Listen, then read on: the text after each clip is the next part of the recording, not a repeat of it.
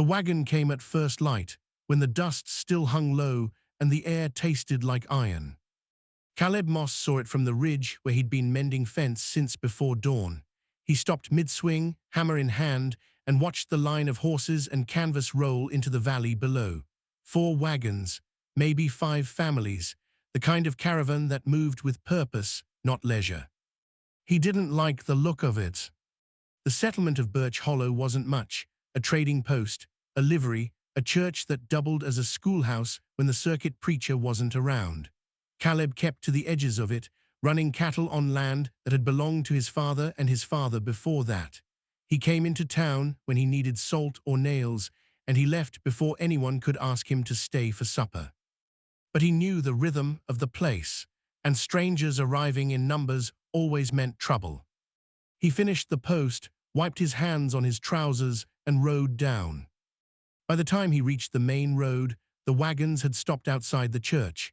Men were unhitching horses, women were shaking out blankets, children ran in circles, their voices sharp and high after days of silence on the trail. Caleb tied his horse near the livery and walked slow, keeping his hat low. "They're out of Missouri," said a voice beside him. He turned.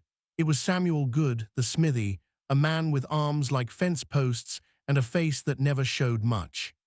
"Religious folk?" Caleb asked. "That's what they say." Caleb watched a tall man in a black coat step down from the lead wagon. His hair was silver, swept back from a face that looked carved from something harder than wood. He carried a Bible under one arm and a walking stick in the other, though he didn't lean on it. "That's him," Samuel said quietly. "Calls himself Pastor Kern, says he's bringing his flock west to start clean." "Clean from what?" Samuel didn't answer right away. He just nodded toward the second wagon. A girl sat on the back of it, legs dangling over the edge. She was small, thin in the way that suggested she hadn't eaten well in months. Her dress was faded gray, patched at the elbows. Her hair hung in a dark braid over one shoulder. She wasn't looking at the other children. She wasn't looking at anything. "That's his daughter," Samuel said. "Name's Esther."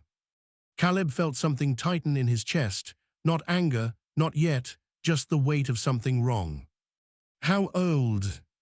13, I'd guess, maybe younger." The girl's hands were folded in her lap. Her knuckles were white. "They say she's to be married," Samuel added, his voice flat, "soon as they settle." Caleb turned to him. "To who?" Samuel nodded toward a man standing near the pastor, broad-shouldered, maybe 40, with a beard that didn't hide the cruelty in his mouth. He was laughing with another man, but his eyes kept sliding back to the girl. "His name's Micah Tate. He's one of the elders in their group. Widower, lost his wife on the trail." Caleb's jaw tightened. "And they're giving him a child." "They call it faith," Samuel said quietly, "but I call it what it is." Caleb didn't respond. He just watched the girl, Esther, swing her legs once, twice, like she was testing whether they still worked. Then she slid off the wagon and disappeared into the cluster of women unpacking supplies. He should have walked away. He should have gone back to his ridge, back to his cattle and his silence. But he didn't. That evening, Caleb rode into town again. The church was lit from the inside, golden light spilling through the windows. He could hear singing, low, mournful hymns that didn't sound like celebration. They sounded like surrender. He tied his horse behind the livery and walked the long way around, staying in the shadows. The door to the church was open. He stood just outside, where he could see but not be seen. The pastor was at the front, Bible open in his hands, speaking in a voice that filled every corner of the room. The families sat in rows, heads bowed. The children were silent. And there, in the second row, was Esther. She sat between 2 older women, hands folded, eyes down. She didn't move, didn't fidget, didn't breathe too loud. Micah Tate sat 3 rows back, watching her. Caleb felt his fists curl. He turned and walked back into the dark. 2 days later, he saw her again. She was alone this time, drawing water from the well behind the trading post. The sun was low, casting long shadows across the dirt. She worked slow, like every movement cost her something.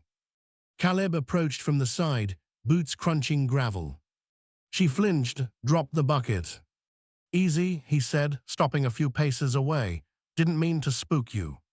She didn't look at him, just bent to pick up the bucket, hands shaking. "You're Esther," he said. She froze. "I'm not here to hurt you," Caleb said quietly.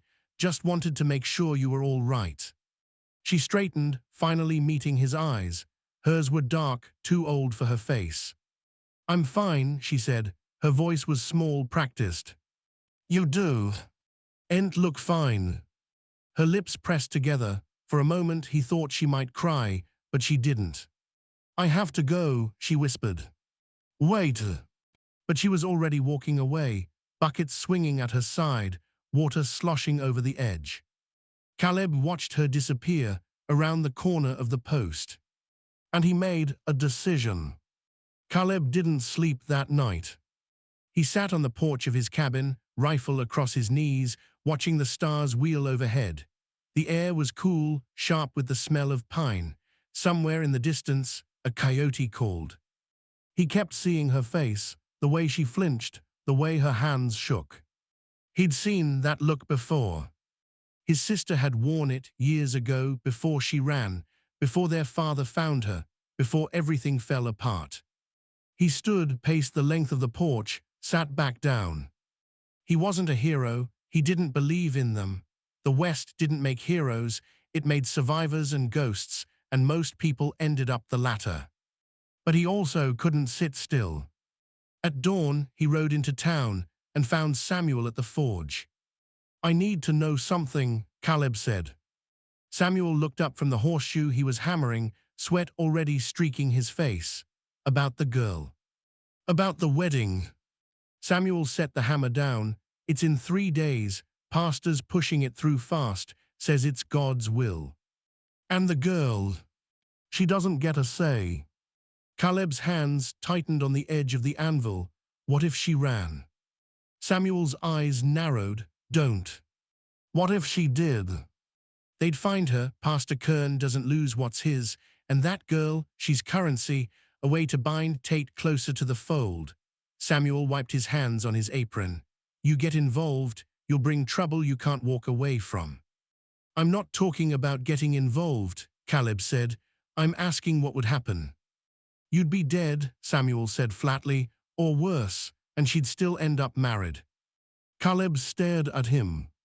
Samuel sighed, shook his head. "You've got that look, same one your father had before he went after your sister. He didn't make it in time." "No," Samuel said quietly, "he didn't." Caleb turned and walked out. He found her that afternoon, sitting on the steps of the church. She was alone again. The other families were scattered, working, building, settling in. No one was watching her. Caleb sat down on the step below hers, close enough to speak, far enough not to crowd. "You know what's coming," he said. She didn't answer. "In 3 days, they're going to marry you to that man." Her breath hitched, just once. "You don't want that," Caleb said. "It doesn't matter what I want." Her voice was barely a whisper. "It matters." She looked at him then, eyes red-rimmed. "You don't understand. My father, he'll never let me go. He says it's God's plan, that I'm meant to be Micah's wife, that it's my duty." "You're 13. "I know how old I am," her voice cracked, "but it doesn't change anything."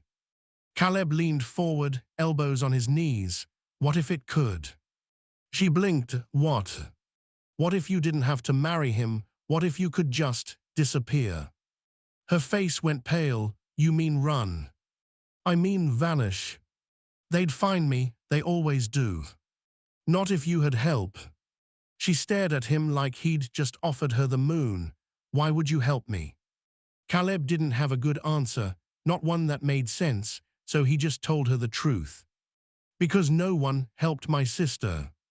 That night, he met her behind the trading post.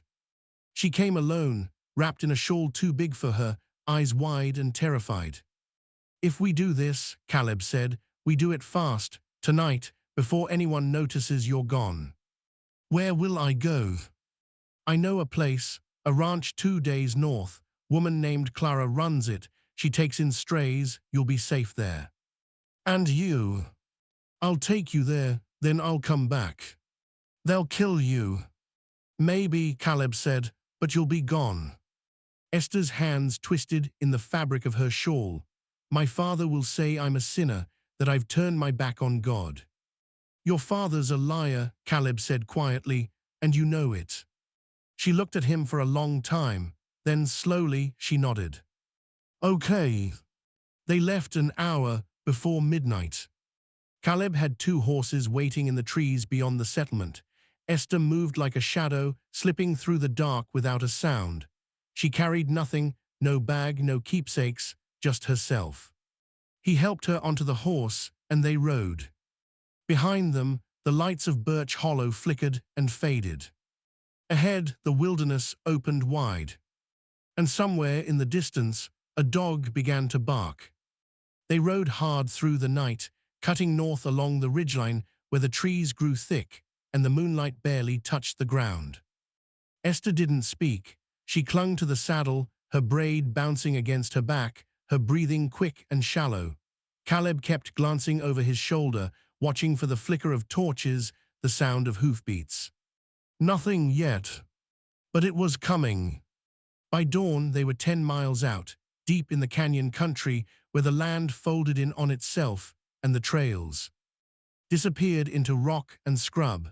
Caleb pulled his horse to a stop near a creek, motioning for Esther to do the same. We'll rest here, he said. Let the horses drink. She slid down, legs trembling, and sat on a flat stone near the water.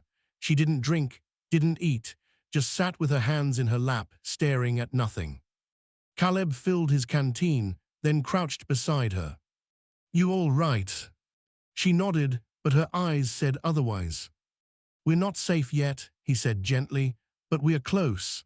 Clara's ranch is half a day from here. We make it there, you're free. I don't feel free, she whispered. Caleb didn't know what to say to that, so he just handed her the canteen.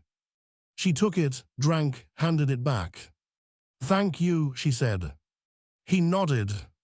Then, from somewhere behind them, came the sound of a gunshot.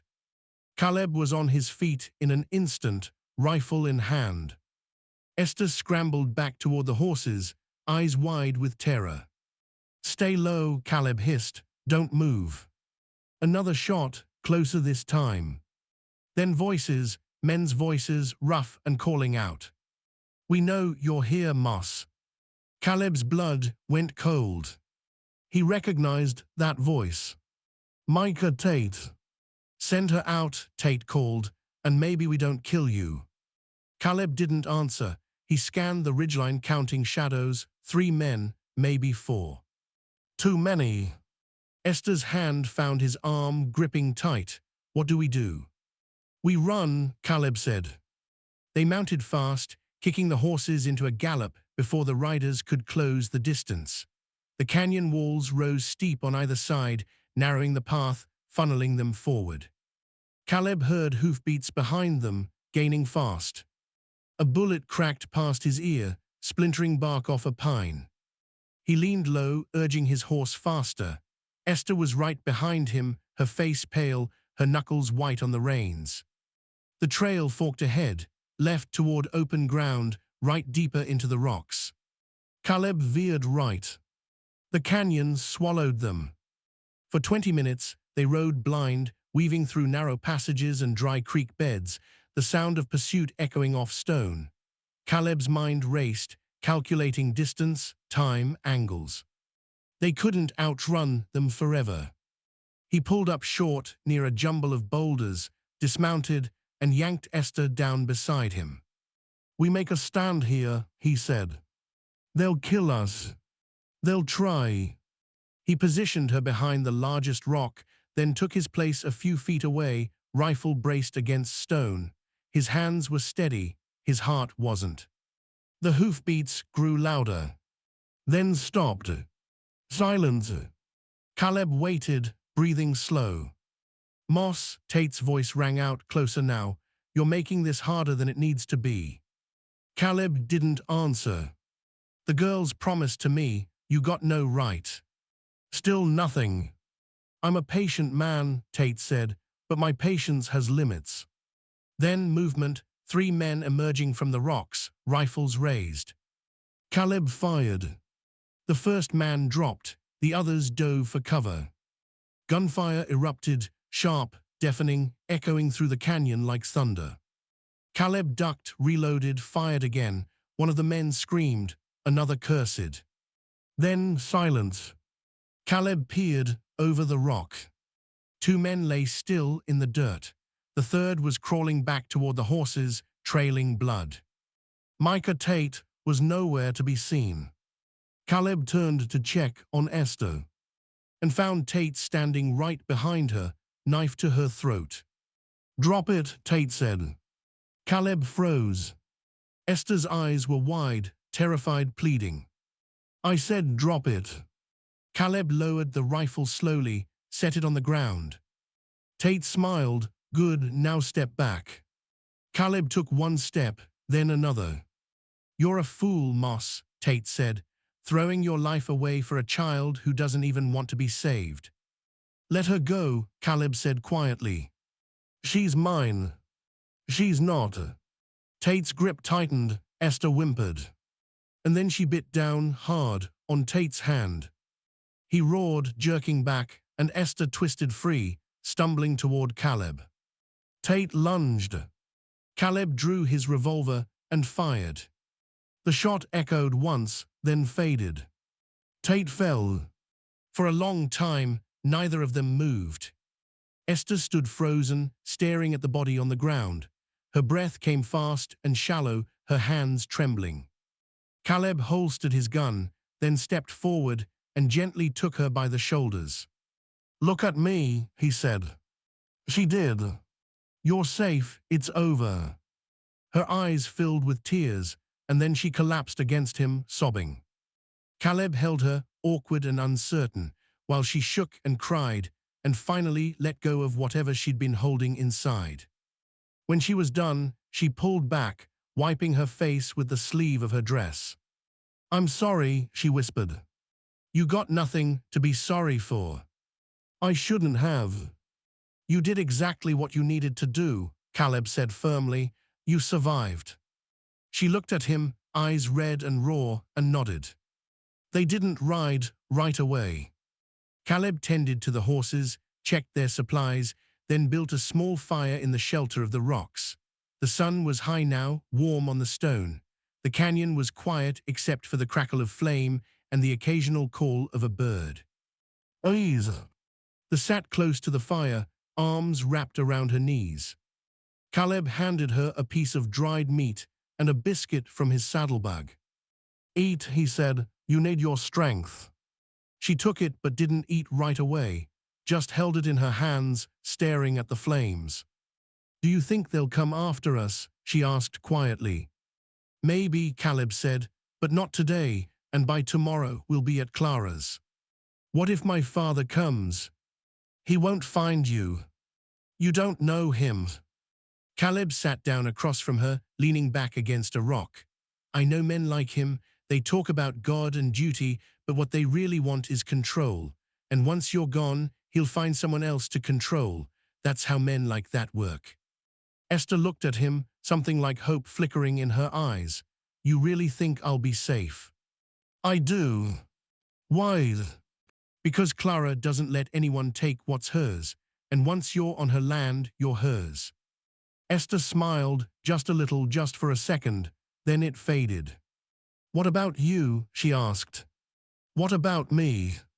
What will you do after you take me there? Caleb shrugged. Go home, go back to my cattle, try not to get shot. But they'll come for you. Maybe. That's not fair.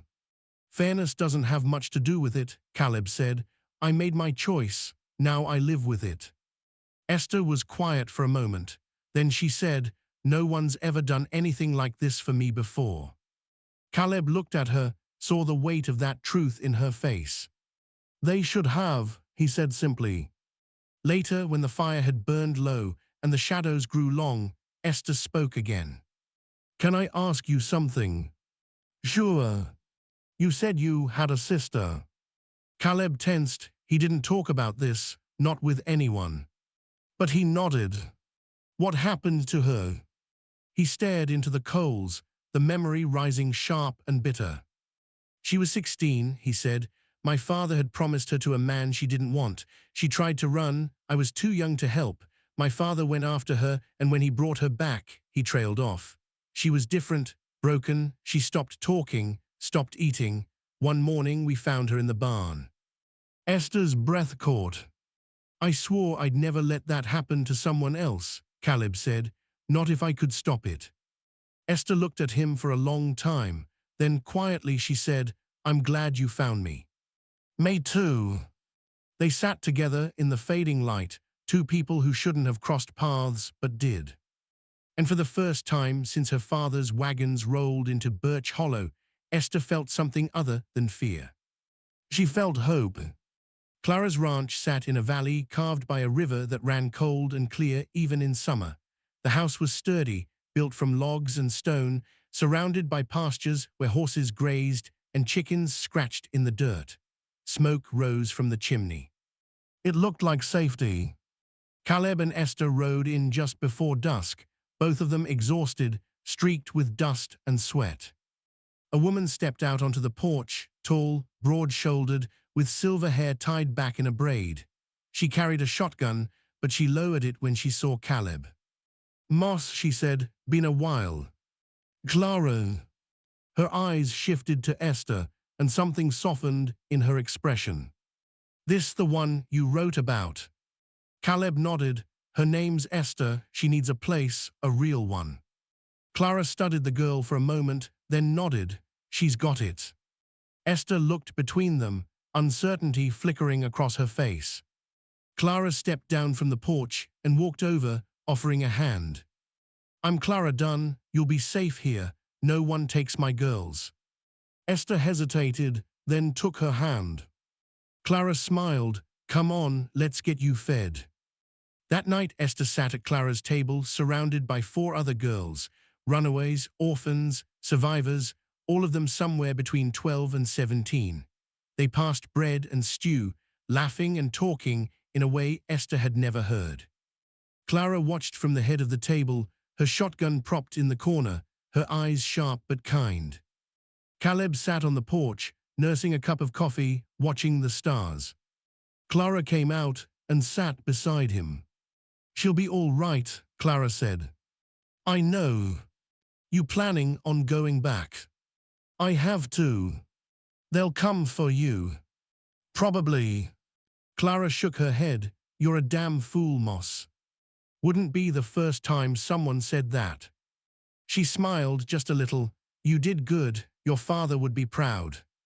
Caleb didn't answer. He just sipped his coffee and stared into the dark. He left at dawn. Esther came out to see him off, wrapped in a quilt Clara had given her. Her face was brighter now, less haunted. Thank you, she said. You already said that. I know, but I mean it. Caleb tipped his hat. You take care of yourself, Esther. I will. He started to mount his horse, then paused. You ever need anything, he said. You send word, I'll come. She nodded, eyes shining.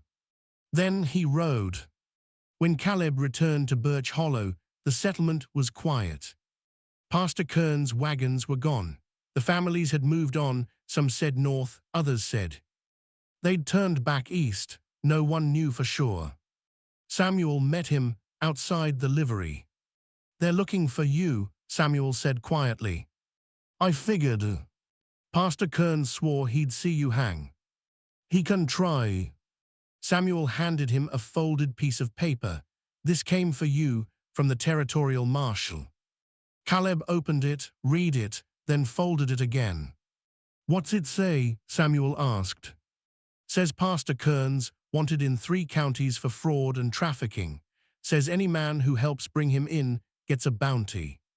Samuel raised his eyebrows. Well, hell. Caleb smiled, just a little. Guess I'm not the outlaw after all. 3 months later, word reached Birch Hollow that Pastor Kern had been arrested in Kansas. His flock scattered. Micah Tate was buried in an unmarked grave. And on a ranch in the Northern Valley, a girl named Esther learned to ride horses and braid rope and laugh without looking over her shoulder. She never saw her father again. And she never had to. Years later, when Caleb was older and grayer and still too stubborn to settle down, he received a letter. It was short, written in careful script on good paper. Dear Mr. Moss, I'm 18 now. I work with Clara, helping other girls who need a place. I wanted you to know that what you did, it didn't just save me, it saved all of them. Thank you for making me vanish. Yours truly, Esther. Caleb folded the letter carefully and set it on the mantel. Then he walked out onto his porch, looked up at the stars, and smiled. Some ghosts, he thought, were worth becoming.